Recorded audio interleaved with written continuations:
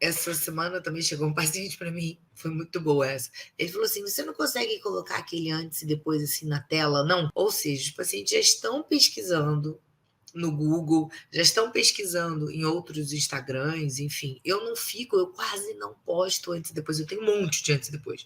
Muito para aula, para odontologia, mas para paciente eu quase não tenho. Quase não posto, não dá tempo, né? Muito conteúdo. E aí eu quase não posto e eles sempre chegam lá com antes e depois, é engraçado, porque eles querem ver.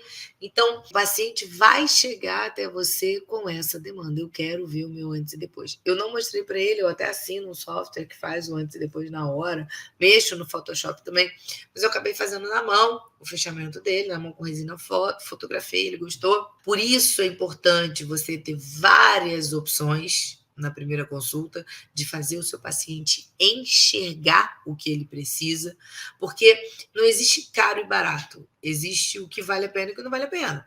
Se você olhar lá e não sei qual é o seu carro, não sei qual é a marca da sua carteira, eu não sei qual é a marca da sua roupa, isso é relativo. Isso tem gente que acha que vale o investimento, tem gente que acha que não vale, que prefere viajar, né? Eu gosto de viajar todo ano, eu prefiro não trocar de carro, eu prefiro viajar. Então, isso é muito relativo. O que importa é que o seu paciente enxergue valor no que você está fazendo.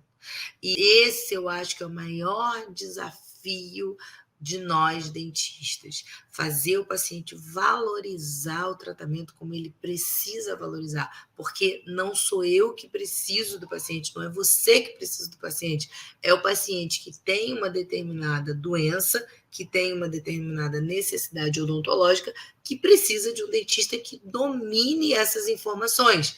Então, você precisa dominar as informações técnicas, as informações de saúde, as informações do que ele tem necessidade. Andréia, reabilitação oral é difícil? Não. Se você tiver com planejamento preciso, com técnica precisa, com os processos específicos e certo do que você está fazendo, não é difícil. É uma regra que você vai seguir.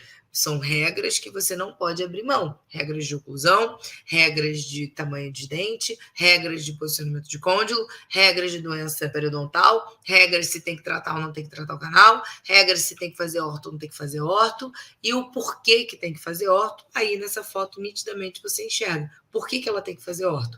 Porque o central não vai ser proporcionado ao lateral e ao canino se eu só fechar esse espaço. Ela tem algo que se chama discrepância de Bolton.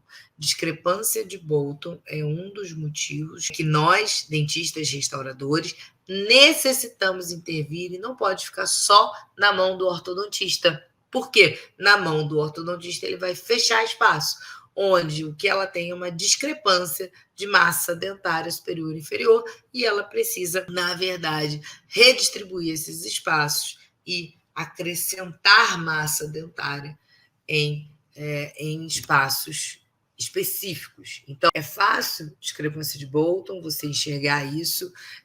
Quem trabalha com alinhador, os próprios alinhadores já calculam essa discrepância, e quem não trabalha com alinhador tem uma regra de soma. Vai lá no meu canal do YouTube, que bateu mil dentistas, obrigado. Vai lá no meu canal do YouTube, curte, dá um joinha, que lá tem uma aula só sobre a fórmula de Bolton, para que você possa calcular se o paciente tem ou não, e nunca mais você vai ter essa insegurança de saber que ele tem essa discrepância ou não, e vai enxergar. Porque quando o paciente tem discrepância de Bolton, a dentística, a restauradora, a prótese se faz necessária, e não é você que está querendo aumentar o tamanho do dente, é a discrepância que ele tem.